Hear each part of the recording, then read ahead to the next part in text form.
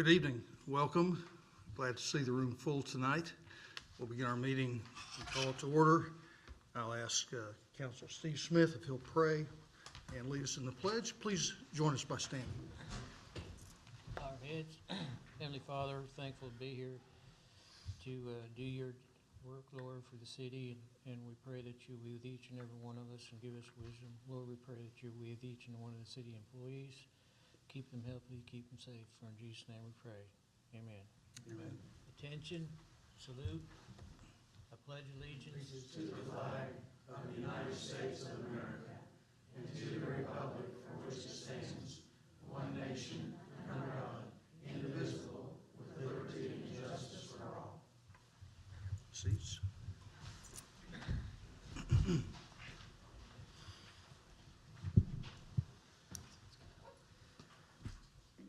Roll call, please. John Ketcher. Here. Troy Shropshire. here. Dennis Nance. Here. Steve Smith. Here. Randy Chitwood. Here. Brianna Breakfield. Here. Jimmy Trammell. Yolanda Thompson. Thank you. Item number 2, petitions from the audience. We'll recognize Pastor Dan Hazelton. If you please come to the microphone.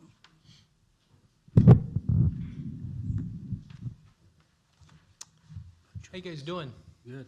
Good. I'm here representing Impact Pryor. We're doing something that we've been doing for a few years, except we didn't last year because you know how last year was. And it's called Pray for the City. So during Pray for the City, we encourage individuals and churches to participate in guess what, doing what? Praying for the city, yeah. And so this year, it's going to be over about a 4-week period of time. It's going to start next week, and I'll shoot these around the horn. You can just give me the extras that are left over if you'll do that. And so we would be glad to take in any prayer requests the city would have, any particular areas that maybe are rough or sticking points or areas where you see that we could use some additional help from the Lord. And I'm also coming to ask that you might reduce our fee. We're doing a Pray for the City dinner. It's on the National Day of Prayer, which is Thursday, May 6th at 6 p.m. And our mayor is going to be a speaker there, so we're going to be able to have a chance to talk about some of the city's needs, and then we're going to pray, and we're going to have a meal together. So we'll be doing that at the Graham Center. And there's a charge for that, so I'm here to see if you might be willing to waive that fee for us on that event. We're already on their calendar, and so I just want to let you know about that and have that request for you. Thank you. Pastor, thank you very much. Thank you very much.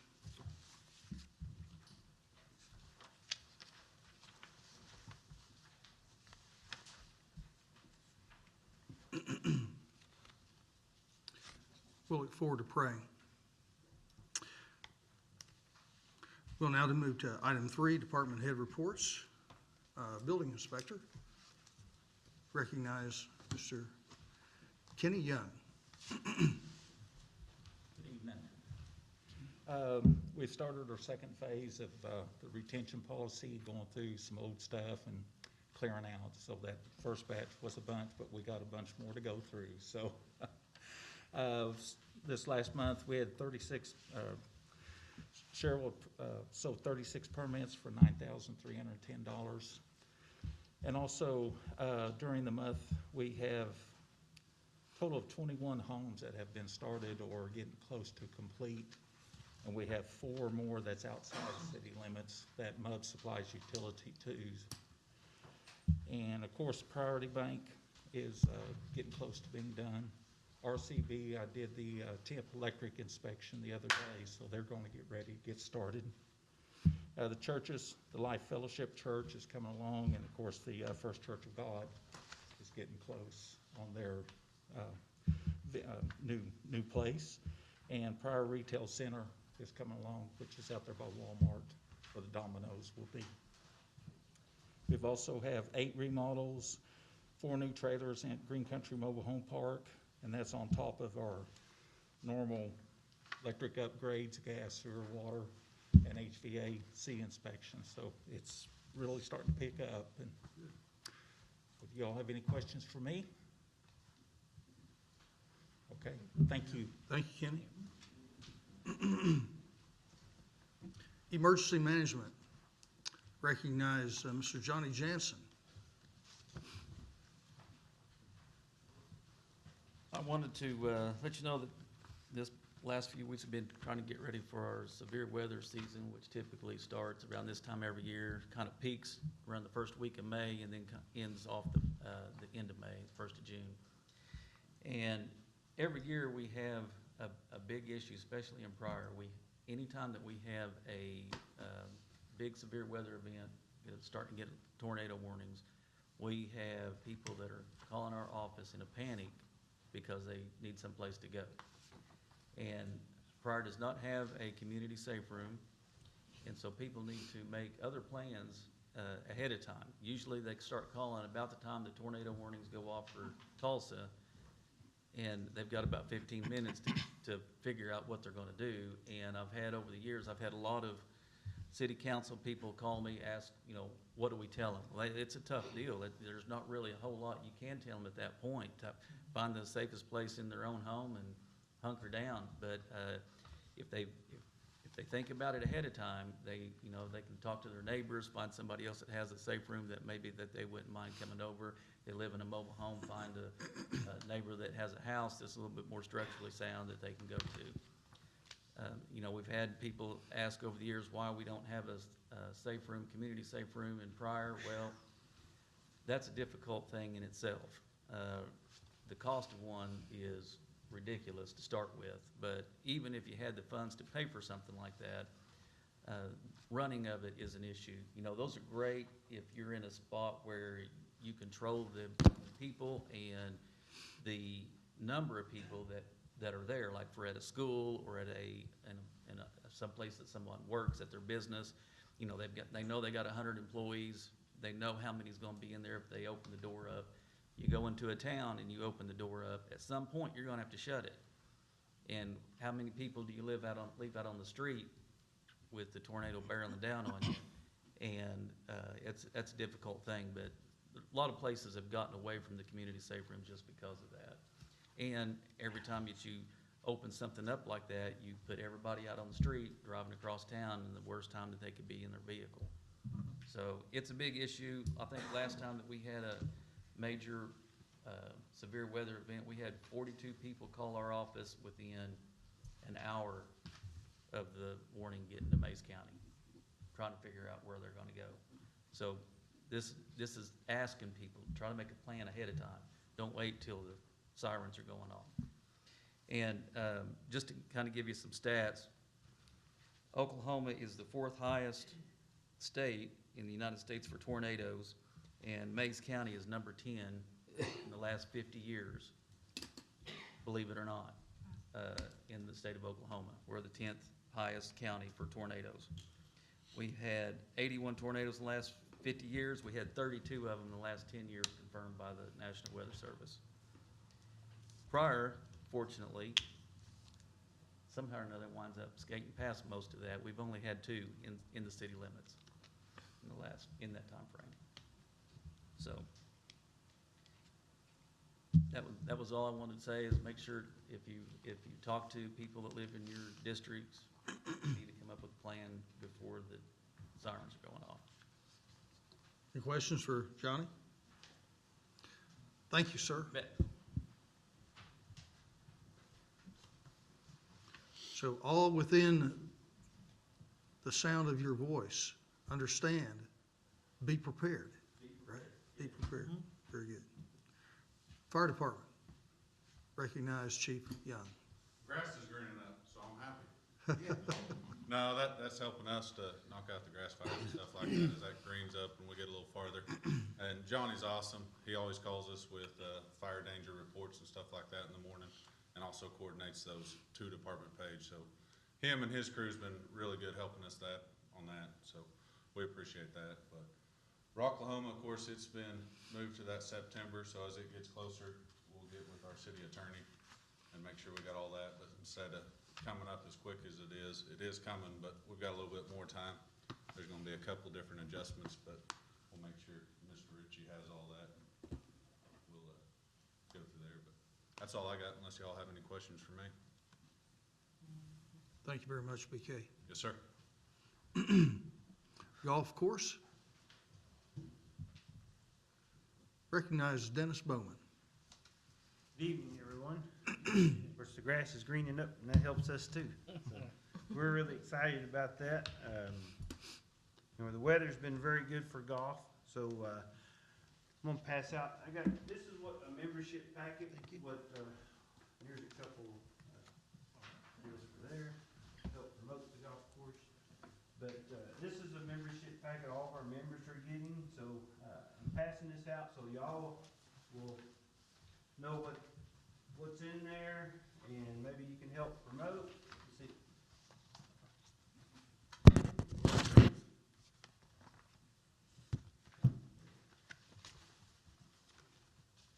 Thank you, sir.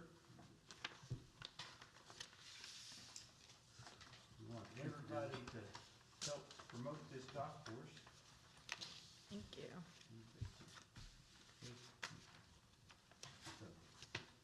That way you'll understand what we're doing, and maybe you'll know some people that are potential golfers, or, because hopefully send them our way, and we can gain some members. Everything's going really good. We're busy out there, so it's a very busy time on the maintenance end and everything, but it's also a busy time because we're getting a lot of members. We're doing a real good job of converting the silver members. We're getting a lot more new members than I probably even expected, so it's going very well. It's really busy. We've gotten almost all of our equipment in, except for the Toro Greens aerifier. COVID has gotten the Toro company, so it's like anybody else. You want something, it's 8 weeks away. So, but they are helping us with loaners and stuff like that, so we're still able to operate. This month we have a lot of school tournaments, junior high tournament, boys tournament, high school girls tournament. We're also hosting the high school girls regional tournament and the boys regional tournament. So that's going to be real good for us. Gives us a chance to showcase the golf course. One of the things that is concerning, I went to a meeting, a golf course superintendent meeting this morning, and one of the big things that's concerning all the golf course superintendents is winter kill with Bermuda. It was a extremely cold winter. I know some of them are already re-sodding. They're ordering sod right and left. But the expert says to hold off as long as you can before ordering any sod because most of it may come back. So that's a big concern for us, and there's a lot of different things that come out of the meeting today about how people are, when the turf gets real thin, aerification is number one. So we got us a good fairway aerifier, so we can do a lot of things to control the golf cart traffic. Because of golf courses have been very busy. There's been a lot more traffic on them with the golf carts. So, and then with the hard winter, the Bermuda is going to struggle in a lot of places this year. So, but hopefully we can find some tools to help combat all that. But I'm just really excited about where it's going. So please help us promote our golf course. All right. So any chance, send them my way. We'll get them signed up, get them to playing some golf. Any questions for me? I would just make a comment. When I was out there playing on Friday, I noticed that the rough was mowed down real nice too, and that Yep. made it a lot easier for me to find my ball. Was you in the fairway, Mayor? Sometimes it was in the fairway. There you go. Thank you. Library. Recognize Ms. Carrie Rarrett. I don't have a lot to report. We are still working on summer reading and getting our performers booked and ready to go. We're going to do kind of a hybrid program this year. It won't be like it was in 2019 with everything face-to-face.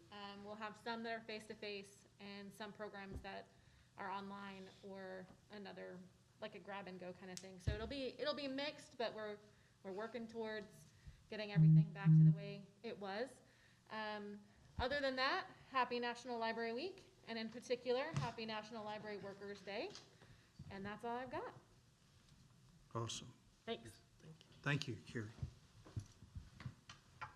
Parks and Cemetery, no report tonight. Police Department, recognize Chief Nichols. No report unless y'all have any questions. Thank you very much, Chief. Recreation Center, recognize Jessica Long. Just a quick one. Just wanted to follow up on a couple things from the last meeting.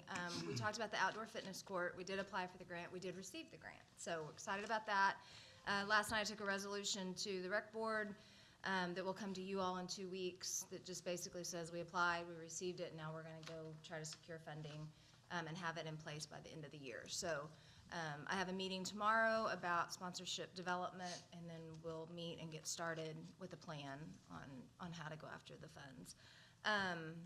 We also have finished wrapping up some challenges and some other things at the rec center. We had 97 new members sign up last month, so the numbers looked real good. We reported on those last night as well, and everything's up. Pool parties are up, day passes are up, memberships are up, so it's all good.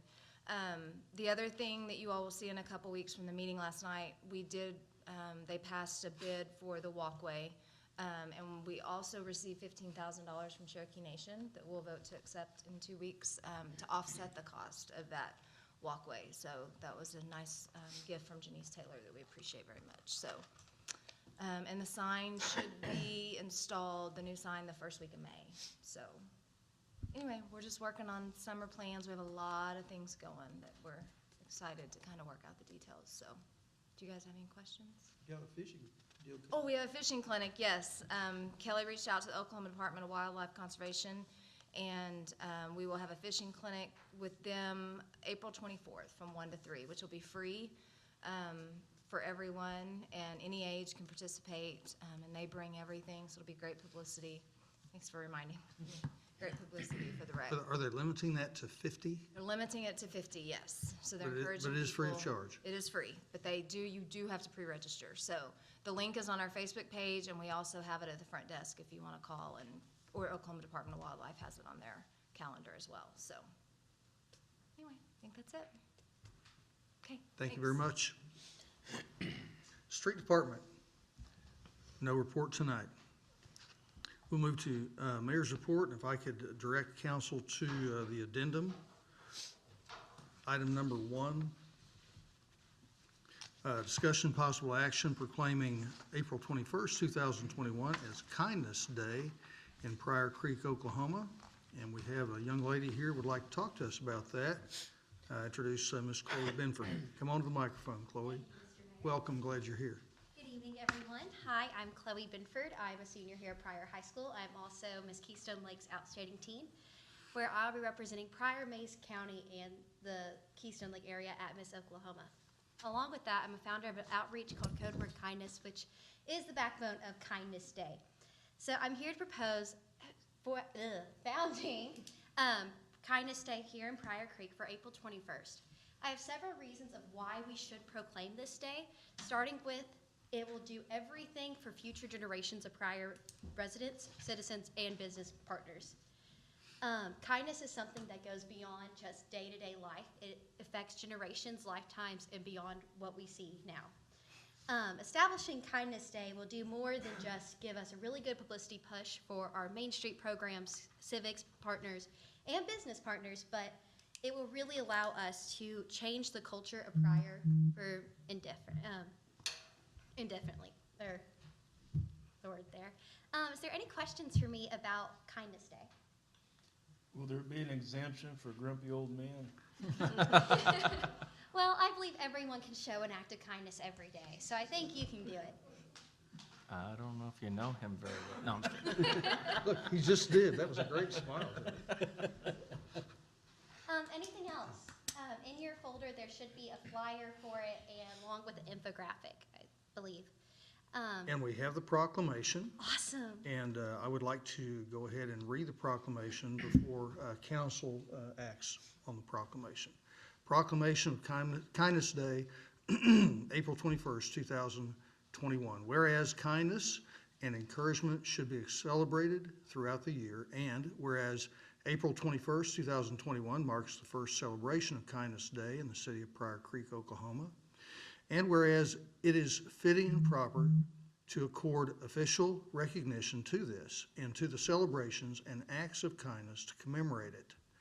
And now therefore, I, Larry Lees, by virtue of the authority vested in me as mayor of Pryor Creek, Oklahoma, do hereby proclaim the day of April 21st, 2021 as Kindness Day.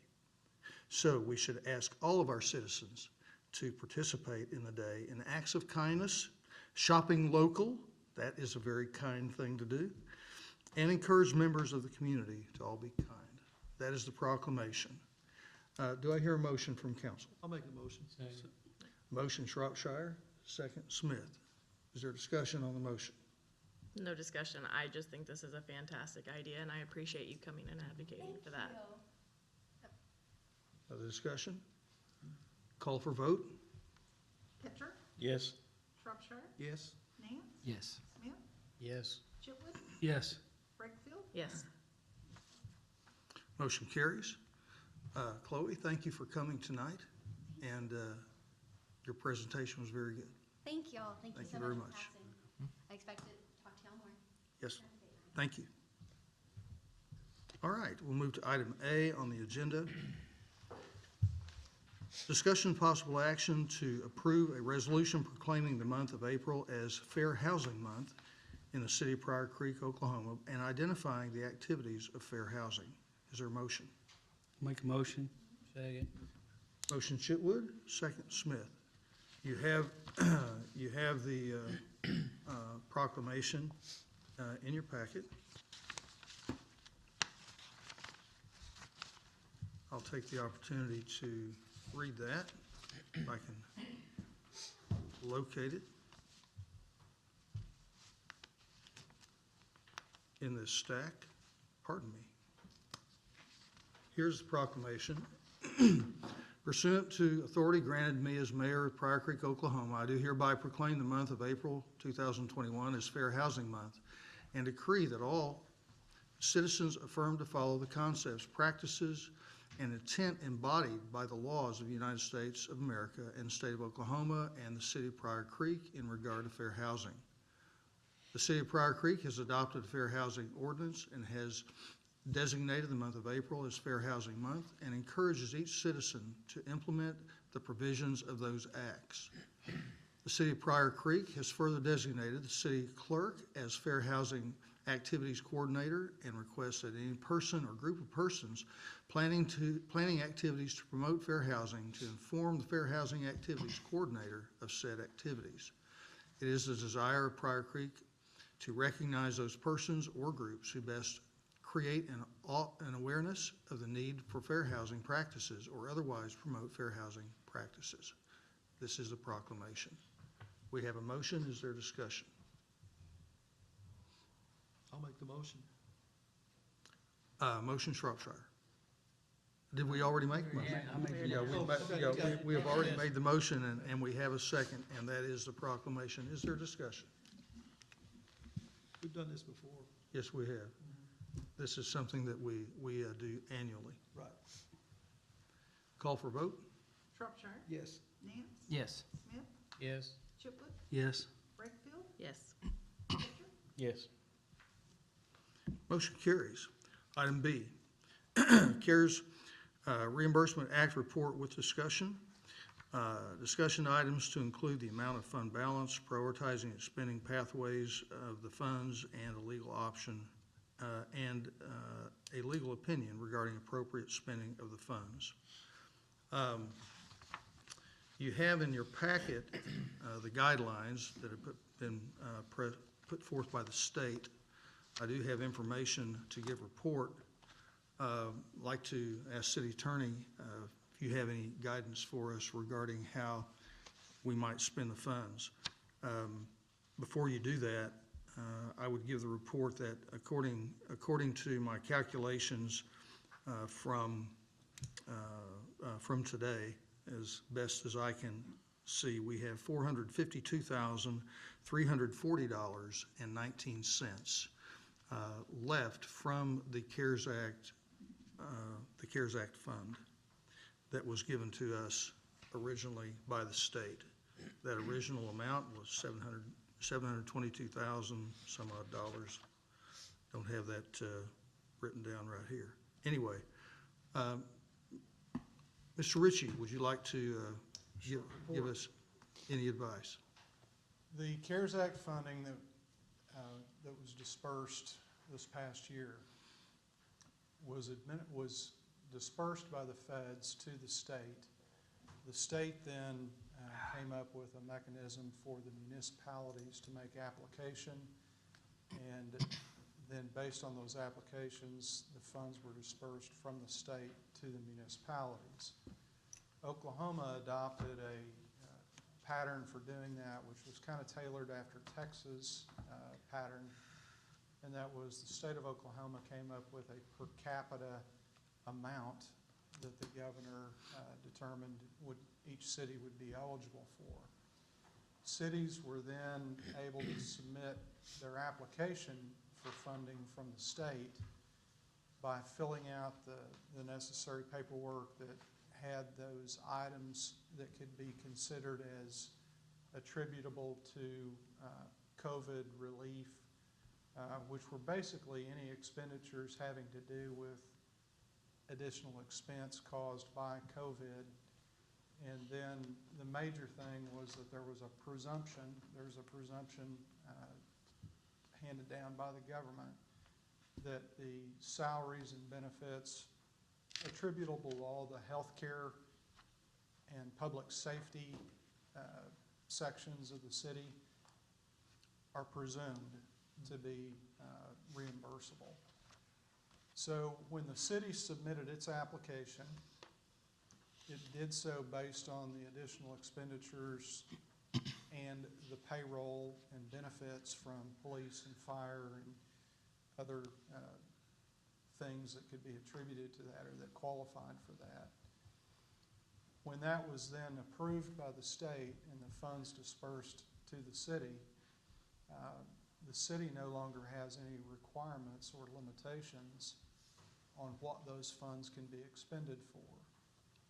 So the submission to the state and the approval by the state of those being qualified expenses release any obligation of the city to restrict spending on that money.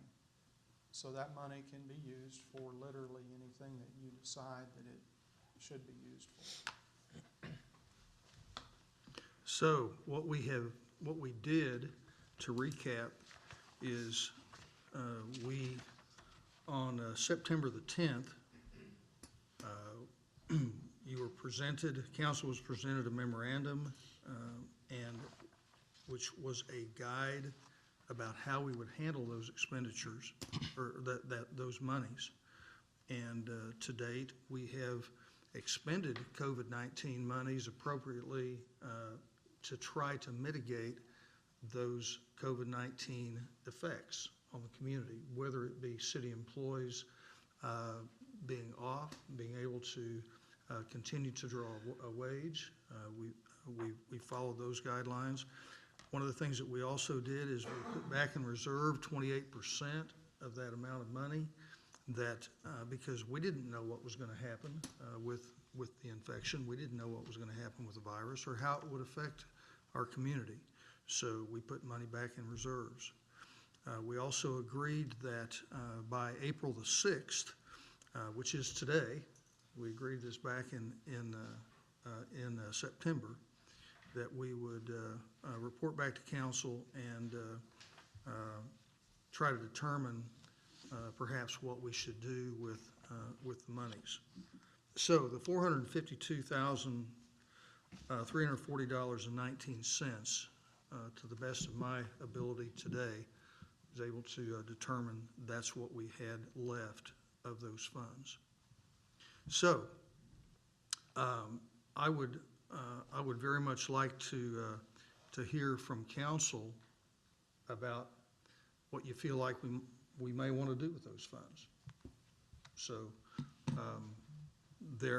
there's a multitude of ways that we can use the funds. One of the councilmen recommended this past week, or maybe 2 weeks ago, that we use those funds in our quest to mitigate flooding through the Salt Branch Creek.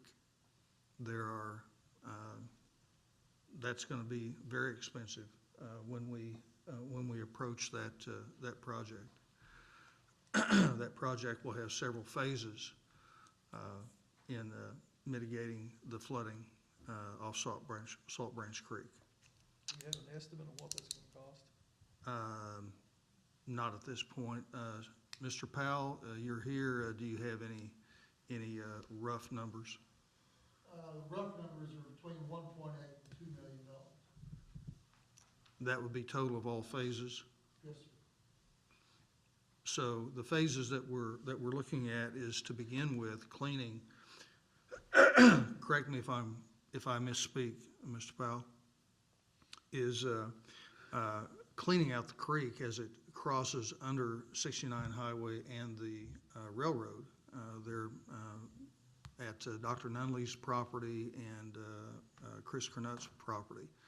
So as Salt Branch Creek has flowed through there over time, there's much work to be done to clean that up so that the creek can flow appropriately. Also, on the west side of 69 Highway and the railroad, the creek meanders through some private land that is not in city limits, but that creek meanders through that land and empties out in Pryor Creek. And we've done some hydrology study, some survey study of that, and there's some good work that can be done west of the highway to allow the creek to flow more freely as it approaches Pryor Creek. Who has the responsibility or the ownership of that? Is that not the Corps of Engineers? The Corps controls all waters in the Right. state of Oklahoma and the nation, so they have ultimate jurisdiction. But for maintenance and cleanup in short segments, they delegate those to the local floodplain Okay. administrators. In this case, we have our local floodplain administrator who has authorized the work along Salt Branch Creek through a letter that was written on our behalf Okay. to allow that. So we can't get in trouble with the Corps by Those- going on their grounds? We're limited to the stretch, how much we can work on it at any one time, but as long as we do it in short bursts, we're okay. Okay, good enough.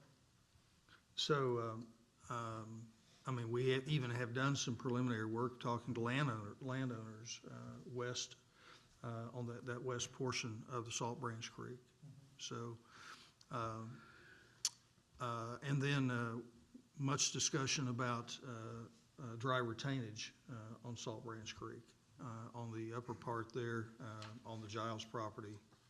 We call the Giles property, and doing the dry retainage there and limiting the amount of flow that could go all at once. And we would collect it and then release it a little at a time.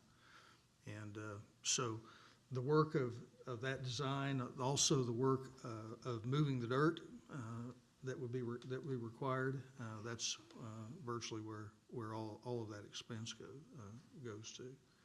But much improvement can be done on the north side of town, especially by taking care of some of those things. Well, it costs money, so if there's monies available to spend with that in the various phases over time, it seems to be wise.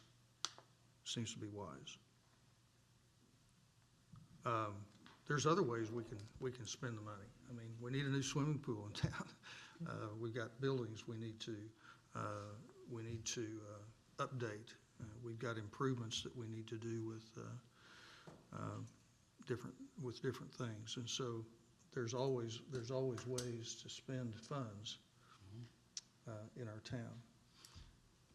what I'm trying to encourage council to do is to go ahead and these funds were intended to be spent by this fiscal year. And so at some point in time, we will give the state an answer, I'm sure, about how we spend the funds and I didn't notice that. and when we spend the funds. I didn't notice that in the packet. When does that due? It's due, I guess, when they request it. Originally, it was due by March 31st, but because of the stipulation that we could spend the money how we saw fit, then that's not an item that that the state is enforcing. So there's no date. The latest information that I have on that is that the money is considered spent already, because the application outlined all of the expenses that we were requesting reimbursement for, which was all the payroll and the benefits and so forth. So from a bookkeeping perspective at the federal and state level, it's spent. The books are closed. The books are closed. That's our money. It can be used for whatever we need to use it for. So there's no real time limit that we have to have it spent by a No. certain time? The latest information I have is no. Okay. It was incurred and spent before December the 30th. So perhaps, perhaps we could bank the money and use it however we felt like we needed to use it. But there is a sum there, and so it's up to council. It's up to me as mayor to try to lead, to try to direct, and ultimately council will make decision. So this may be more appropriate for the next item, but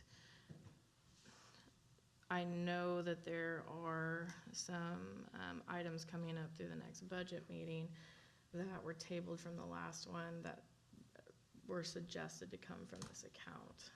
And even though there were some issues with the way those things come up, I'm not necessarily sure it's fair not for council to also hear those things and make decisions on those if it makes it through budget. 'Cause I'm in complete agreement that we need to be dealing with the flooding, but I also think we need to be fair to people that we've asked work from on items that are coming up through committees. Very good. Very good. Other discussion? This is not an action item, this is a discussion item. I think the flooding issue should be a priority, top of the list. It's a long problem we've had. We need to start addressing it. And I know the steps you guys have already taken on the studies and what you just reported, but I guess what I'm trying to say it's time we start acting on fixing the problem. Are there any grants or anything like that available for flood issues through the federal government or anything? There are programs out there that include flood control items in them that are highly competitive. They're wide-ranging, so flood control, flood items are one line item out of 20 that qualify for it. Okay. There are no dedicated programs currently for expenditure funds for strictly flood control, local flood control issues. But there are some programs where you can get matching grants, 50-50, that type of thing, where you can use local funds. I don't know in this particular case whether those programs, if they would accept your money, the money that you have is the local match. According to the city attorney, it's considered spent, so it's money in your budget, so it is possible. Again, those are highly competitive programs, usually geared towards, Grand Lake watershed or Arkansas River watershed type programs. Bigger areas? Right. Okay.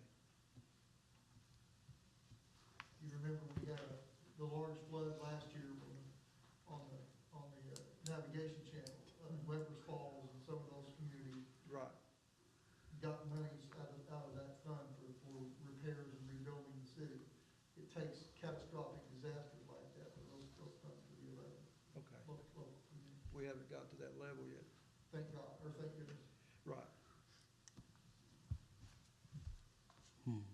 Other discussion?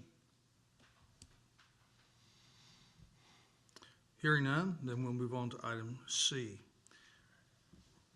Item C is on the agenda because of the recommendation of one of our council members. Item C, discussion possible action regarding spending the remainder of the CARES Act relief funds toward remedy of Salt Branch Creek seasonal flooding. Is there a motion? Make that motion. Motion Smith. Second. Second Nance. Discussion. Is it going to require all the funds to do this? This motion says spending the remainder of the CARES Act relief funds toward remedy.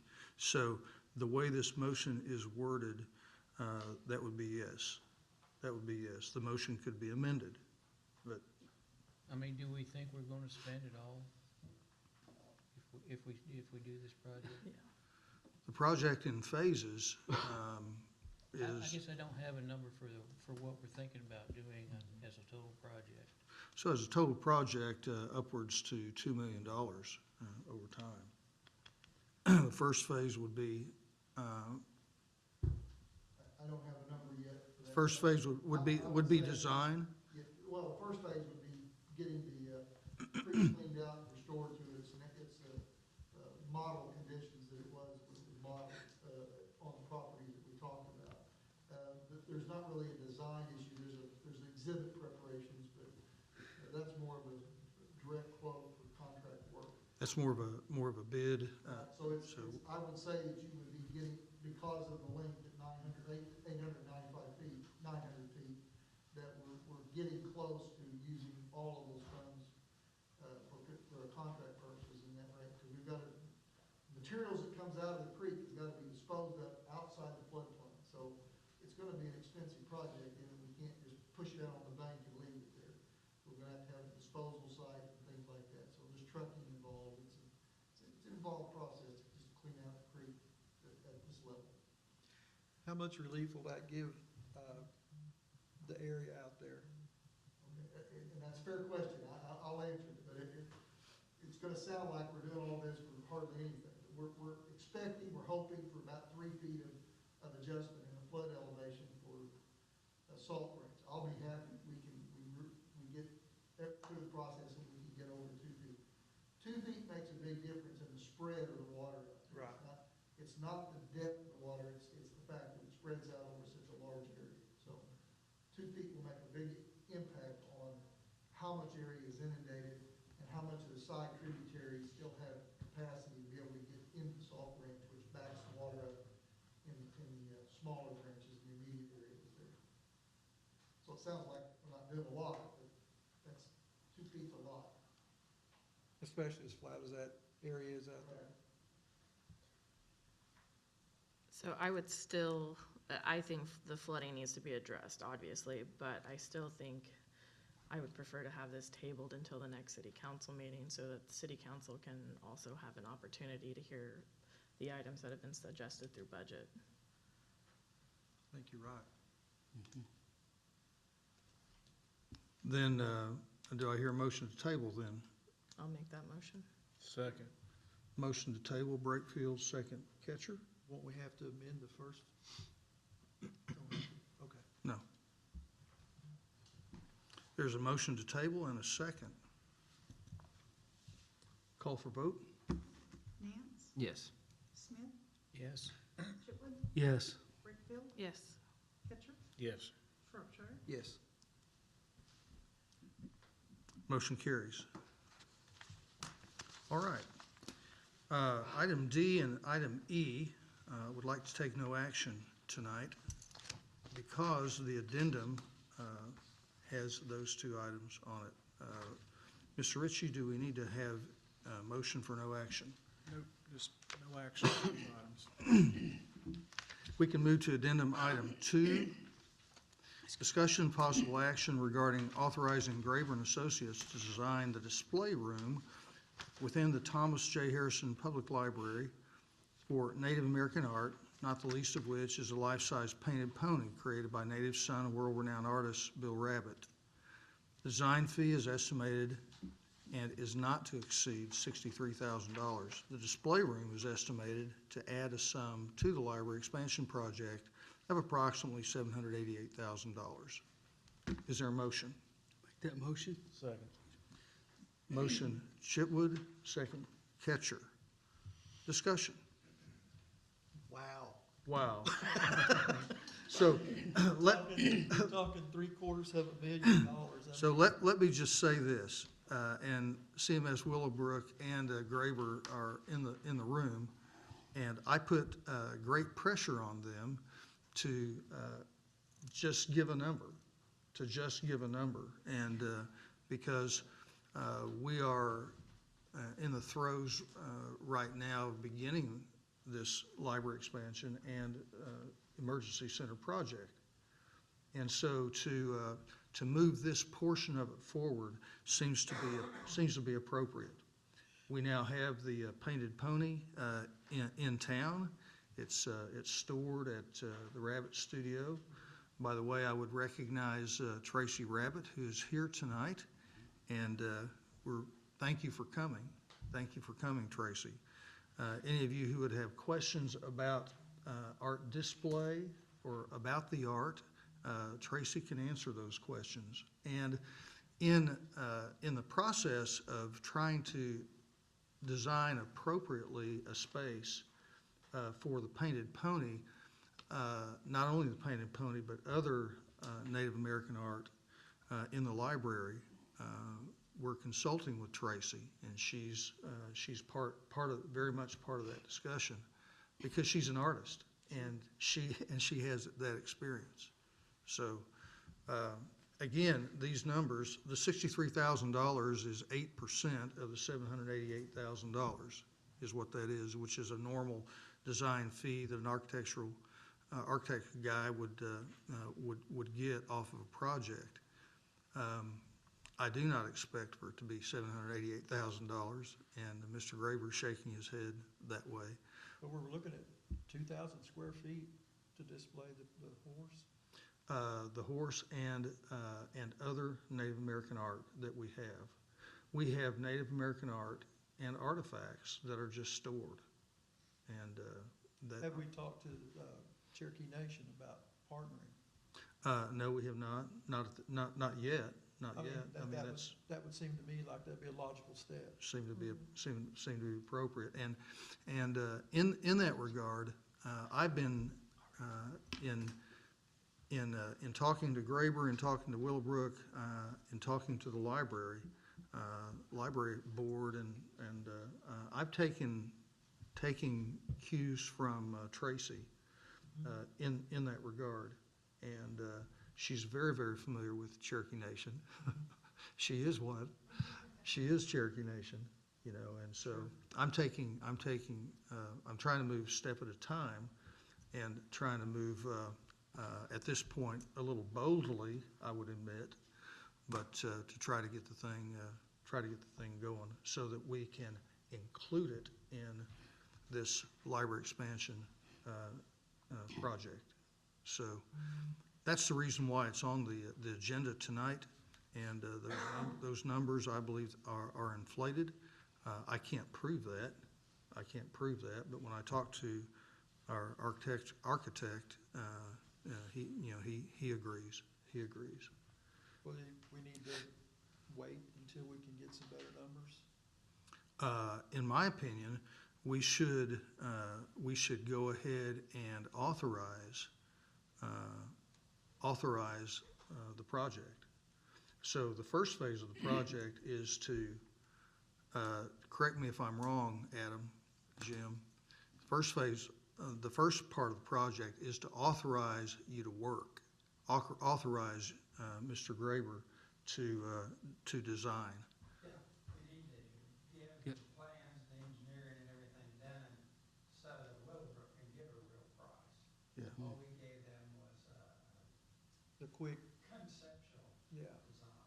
Could we possibly go along with letting them, do the design and everything, and let's find out what's going on before we commit to $750,000?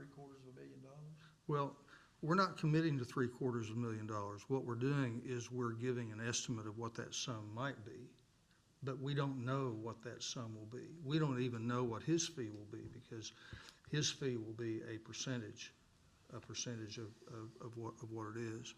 But the reason this is on here tonight is to get authority from city council to let him go ahead and design. What you have in your packet is some preliminary concept. It doesn't have any details on it. The details is where all the work is, and so this would give authority to Mr. Graber to go ahead and do the design. And of course, I would probably want to build a fire under him and say, let's get her done, you know. But Tracy, do you have any comments about the space at all? Okay. I did see the initial drawings that they submitted, and I think it would be very nice for the city of Pryor so that they can display not only the pony, but also other art. And I think it'd be just a really nice addition for the city. And this is not just a rabbit art display. I mean, No. we have many pieces of art that don't have the rabbit name on them, that have other that is a reflection of Native American art that has been donated to the city over time. So tonight, we're just talking about the 11,337, or we're talking about 11,300,000. Well, that's the next Another item. that's the next item. Okay. What we're trying to do now. Confused. Yeah, what we're trying to do now is authorize Mr. Graber to go ahead and do the design work, present something to Willowbrook Well, so that they can go for My question bid. is, even if we could do this at half the price, where's the money gonna come from? It'll come from bond funds. It's That gonna wasn't come on out the of bond. I'm sorry? That wasn't on the bond. If it's part of the library expansion, then it would be.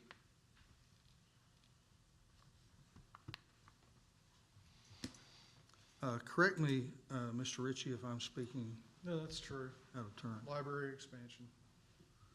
Didn't qualify. And that would be in addition to this 11 million. Yeah, whatever that would come out and bid at would be in addition to the 11,404,000. Yes.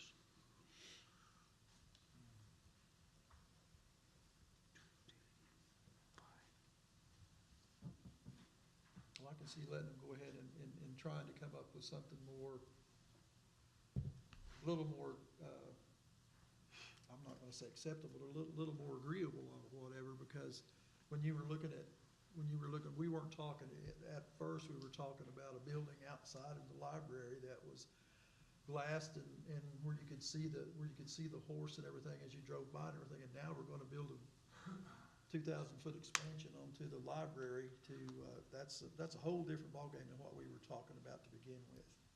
I understand it would really be nice. So it's a room to be added onto the library, so it is an expansion of the library. Yes. It's not separate from the library. It's connected to the library. It would be an expansion to the library. And the library would have purview over that space, along with Tracy. It'd probably be better protected too inside the library than a separate enclosed glass structure to be vandalized or easily to steal.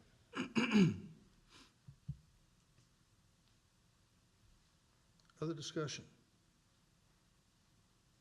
So we're just basically voting on letting them come up with a design and a price. That's it tonight. Yes, sir. Okay. We're authorizing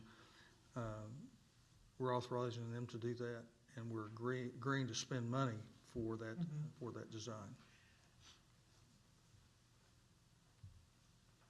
Other discussion? Call for vote. Smith, Yes. Chitwood, Yes. Brickfield, Yes. Ketcher, Yes. Shropshire, Yes. Nance, Yes. Motion carries. Thank you.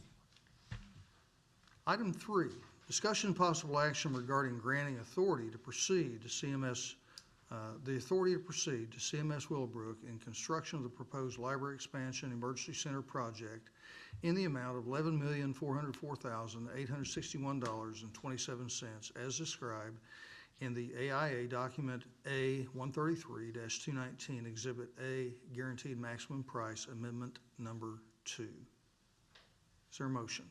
Make that motion. Motion Smith, second Chitwood. Discussion, and we also have, Adam, I'd invite you to come to the podium and speak to this if you'd like to. In the packet, we included a cost summary. I think you all have had a chance to look at that. We bid the project out, put together the cost summary, and submitted our GMP for approval. The total's $11,404,861.27. We do have a few items that will be rebid. I believe there's 5 packages that we will rebid. However, we've included allowances in this GMP to cover those items. So we also have allowances in the budget for MEP, sealants and waterproofing. These are typical allowances. One that we did want to point out, or 2 that we did want to point out, are the last allowance for steel. With the material costs rising, we wanted to make sure that we were covered for any of those unknowns.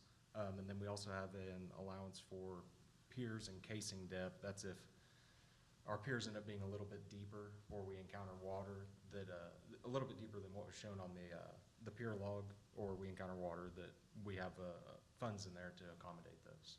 So this is our budget, and we hope to get approval on it so we can proceed. We have Gary, our superintendent, has the site ready to go. We're demoed out, ready to start, so looking forward to it. Any questions? Council, we have the information here in front of us. We've been able to view it. We've been able to review it. Any questions, comments? If the taxes stay the way they are, we'll be fine. That is true. That is true.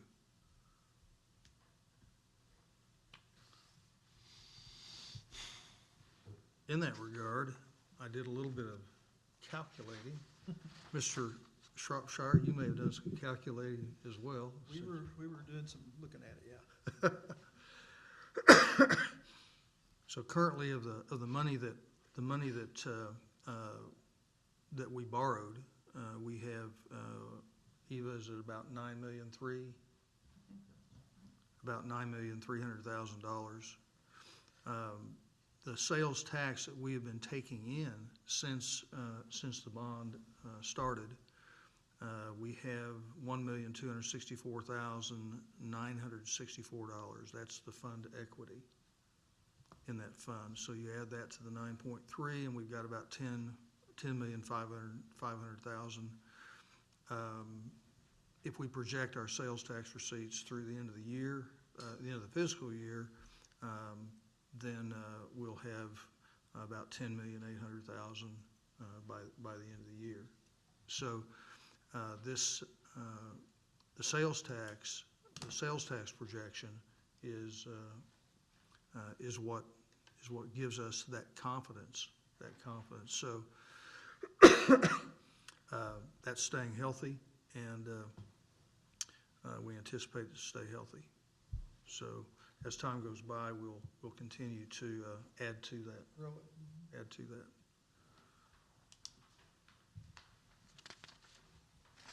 Other comments? Any questions at all? Gary, good job in smoothing that lot down. You're very welcome. I've heard good comments about that. Thank you. Sure have. We tried to talk Terry into putting it in a paper that he just decided to make a community garden out of it. Dirt don't make the news, does it, Terry? Yeah. All right. Hearing no other discussion, call for vote. Chipwood, Yes. Wakefield, Yes. Ketchum, Yes. Shropshire. Yes. Grant, Yes. Smith. Yes. Motion carries. Thank you. Adam?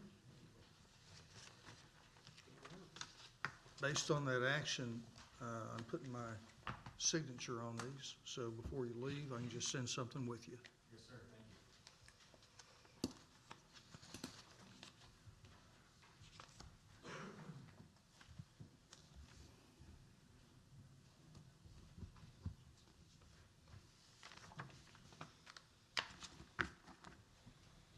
Thank you, sir. Thank you. Y'all appreciate it. All right.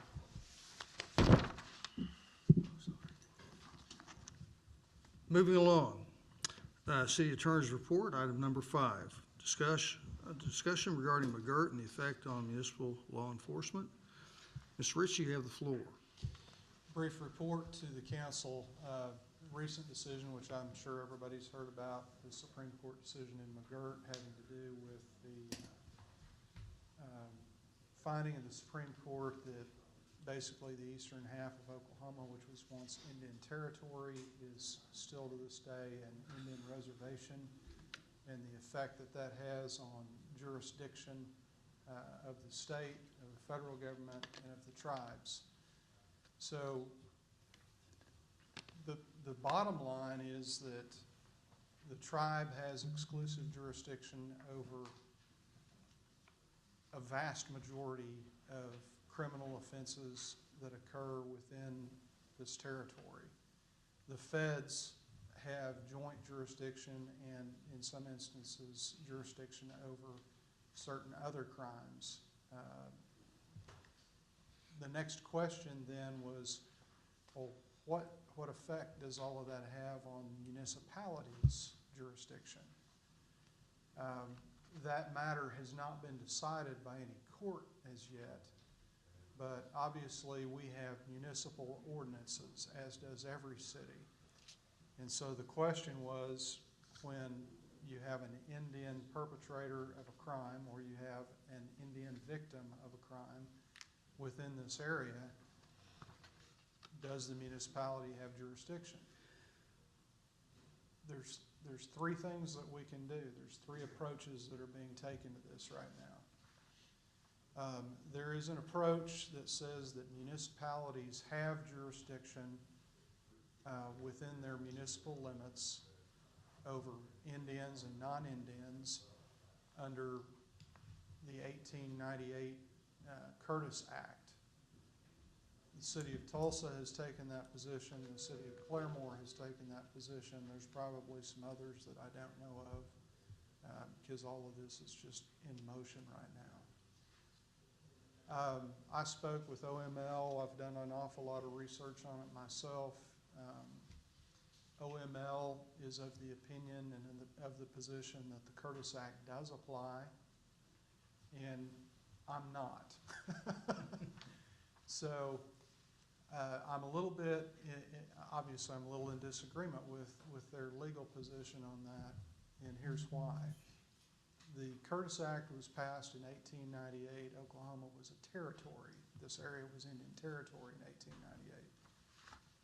In a nutshell, the Curtis Act said that in Indian territory, municipalities could be formed, and if they were formed, they would be formed under the laws of Arkansas.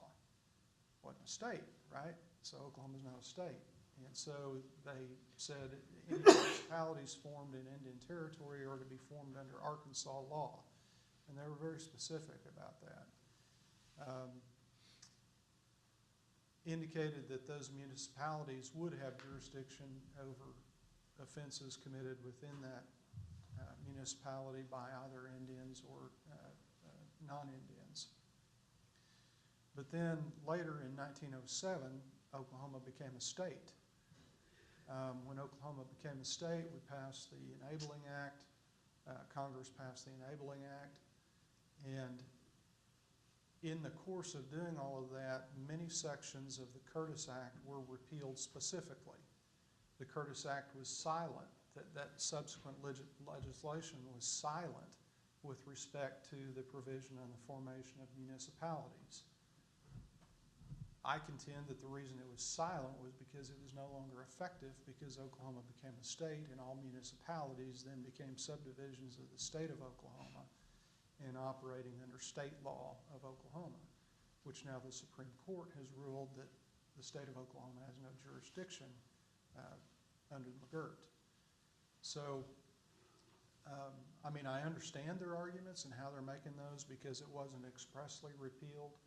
But there's also this thing called repeal by implication, and that is that when a subsequent law replaces or nullifies a previously existing law, it's repealed by implication, and that's the camp that I come down in.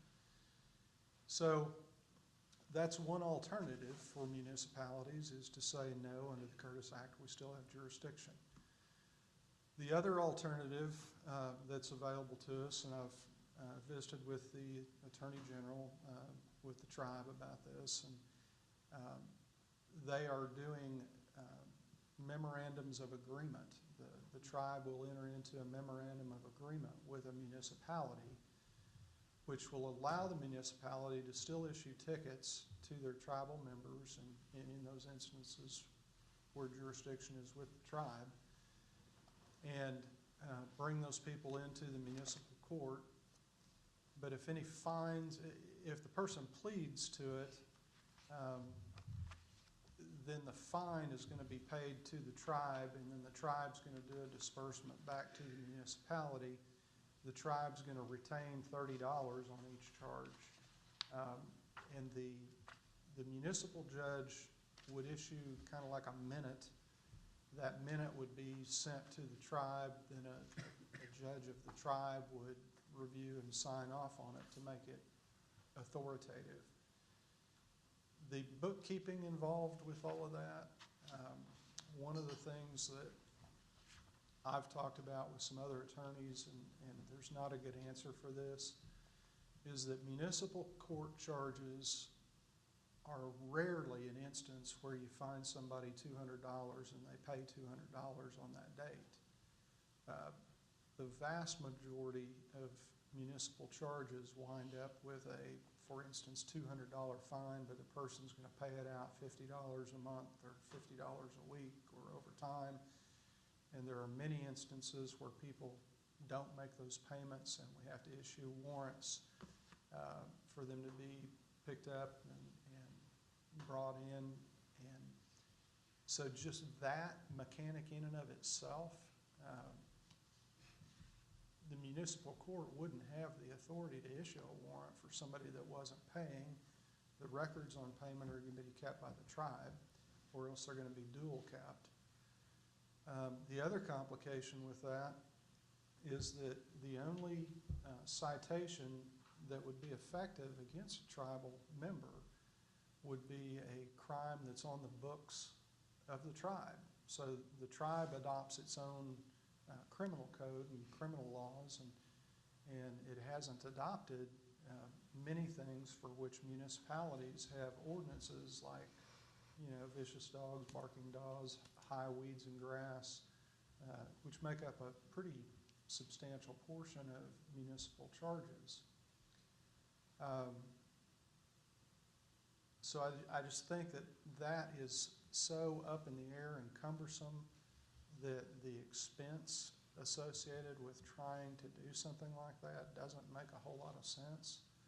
And even the enforceability of, you know, not being able to issue warrants and having to, in essence, have double signatures on orders. So, you know, I don't see that as a very viable option. The third option is to issue citations, and if the person is a tribal member, then that citation is sent to the tribe, and the tribe can prosecute and deal with it and collect the fines, and basically all we do is our law enforcement officers are writing a ticket, putting tribal on it, and those are sent to the appropriate jurisdiction. We had a meeting earlier this week where myself, and the city judges, and the city prosecutors, and the chief, and the mayor discussed all of this, and we believe that the appropriate course to take right now, until things get sorted out, both from a legislative standpoint and a judicial standpoint, is just to issue the citations. If they're tribal, send them to the tribe and let them deal with it. So that is the course that we're gonna take in the municipal court system for now and with our police. I'd remind council that you have in your packet the memorandum of agreement between Cherokee Nation and City of whatever it might be. It's a sample memorandum. Thank you, Mr. Ritchie. Yes, sir. Any questions for Mr. Ritchie in that regard? This agreement, is this the one that the tribe has put out? Yes. Okay, yeah. So we haven't agreed to 1, 2, or 3 of the different. What we've elected to do from the city court and law enforcement perspective is to send everything to the tribe. Okay. So those 3 options were, say we've got jurisdiction, keep operating like always. Number 2, enter into that agreement, or number 3, issue the citations and just send them to the tribe and let the tribe decide what they're gonna prosecute or not, and do it down there.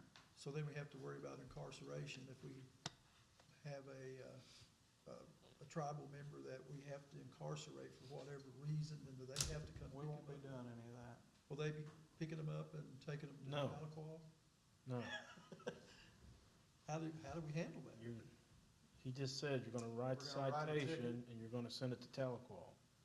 And if that person needs to be picked up for some reason, the tribe will be making that decision, and then the marshals were cross-deputized, I guess, if they wanted us to do it, we could do it, pick them up, but they're not gonna be in our jail. No. I mean, if it's Well, something they would that's- go to county jail, Mays County, because that's where we have an agreement for our tribal prisoners. So it's something that is a jailable offense. We can't just turn them loose until the tribe gets the paperwork and goes hunts them down. And that wouldn't be a good, that wouldn't be a good option. If you have to arrest somebody on a jailable offense, they will work on their cross-deputization, and they'll take them to Mays County Jail. Okay. Because if you shot somebody and you're a tribal member, they're just gonna say, That's well, all I'm gonna turn this different. paperwork in Yeah. to Tahlequah. We're talking about That's municipal, discreet. we're talking Yeah. about municipal offenses. Okay. We're talking about speeding, running Sure. stop signs, Sure. Okay. barking dogs. Okay. Those other offenses like murder and stuff like that, I mean, those go to had historically gone to the DA anyway, county, so.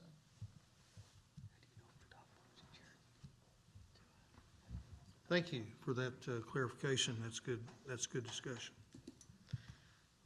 Item 6, discussion possible action on consent agenda.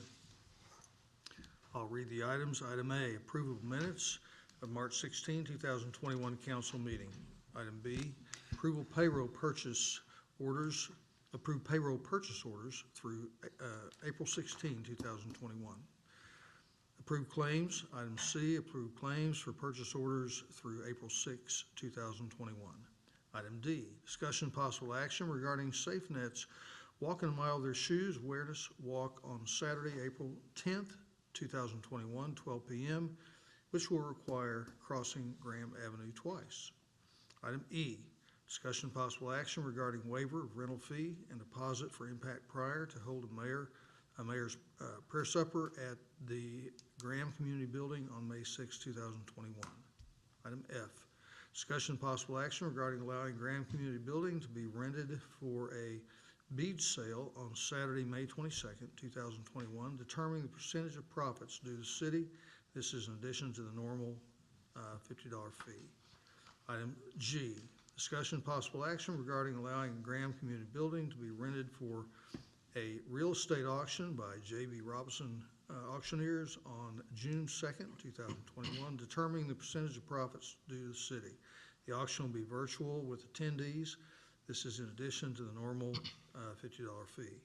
Item H, Discussion possible action regarding authorizing city engineer to begin process for design bid and award for rehabilitation of streets in our cemeteries and at an estimated cost of $93,000 from Cemetery Care Fund number 19-195-5412. Item I, discussion possible action regarding surplus of Bauer compressor city inventory, pardon me, city inventory number 04441, serial number 53882 at Pryor Creek Fire Department. Item J, discussion possible action regarding surplus following off supplies from community development to golf course. A, 2 large white pads of paper used on easels, original cost $45.61. Item B, 2 large yellow pads of paper for use on easels, original cost $53.42.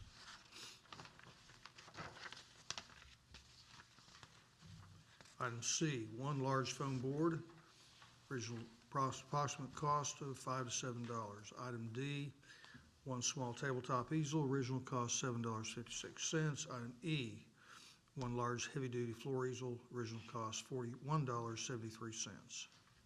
Item K, discussion and possible action regarding surplus following off supplies from community development to Parks Department.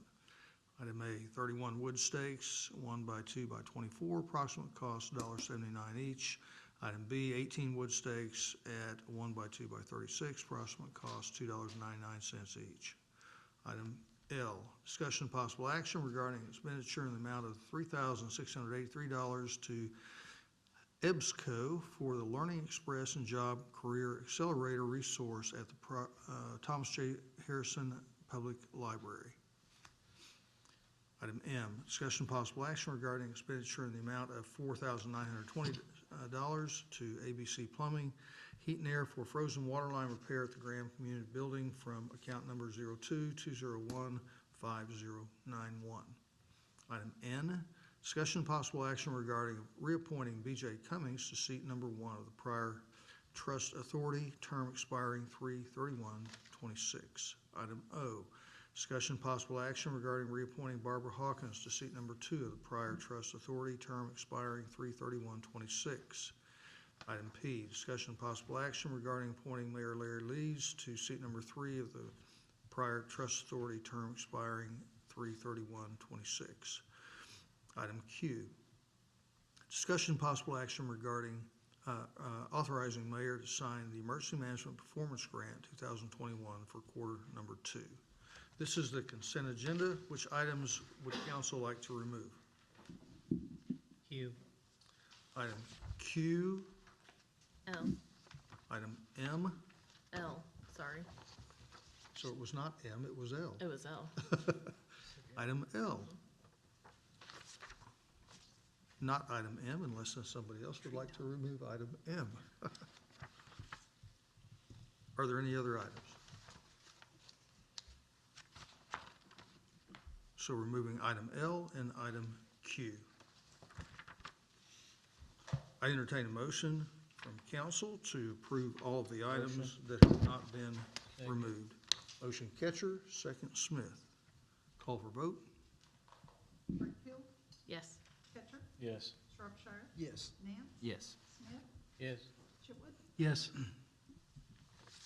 Motion carries. Item L, discussion possible action regarding an expenditure in the amount of $3,683 to EBSCO for the Learning Express and Job and Career Accelerator resource at Thomas J. Harrison Pryor Public Library. Is there a motion? Make that motion. Second. Motion Chitwood, second Smith. I was actually hoping if you could just explain exactly what this is and how this will benefit.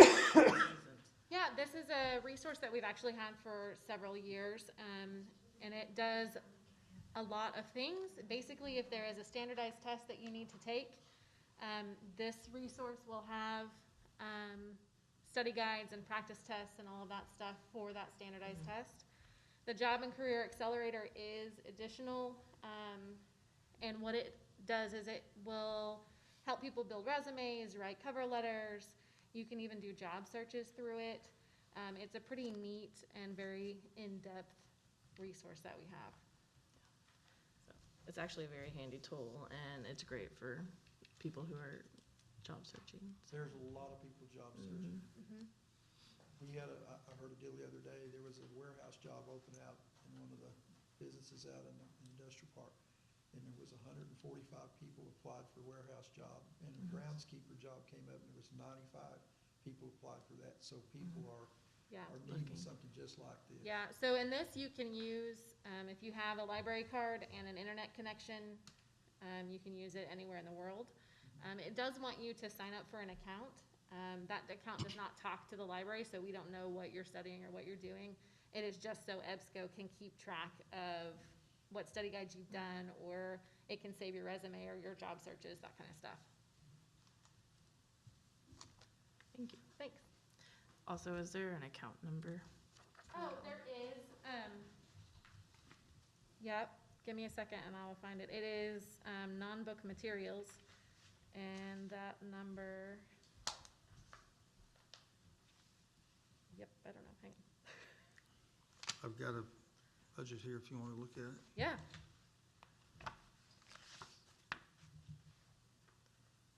We'll see who's, I don't know if I can find it faster here or not. Do you know what the library is on that?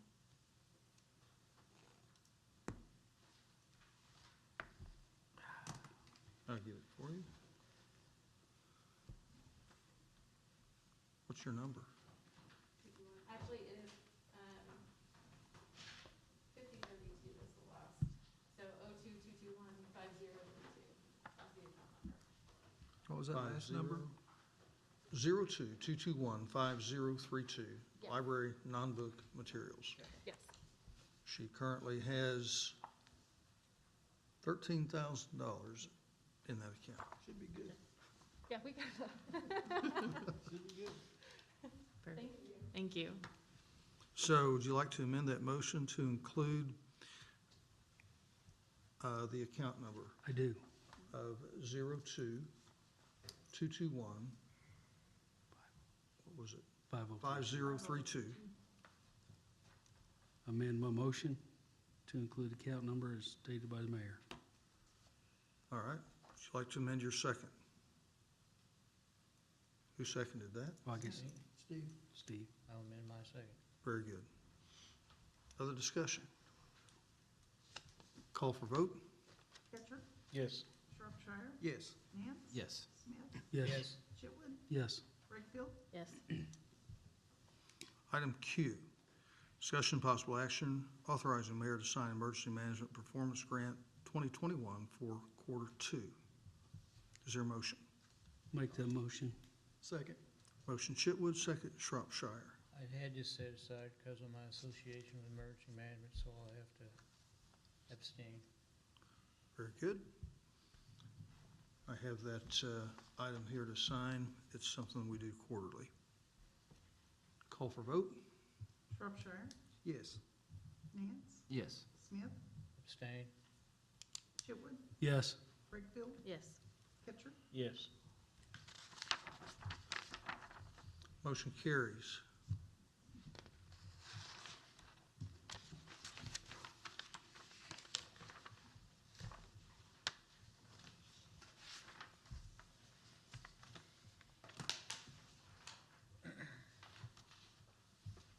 Bear with me a second.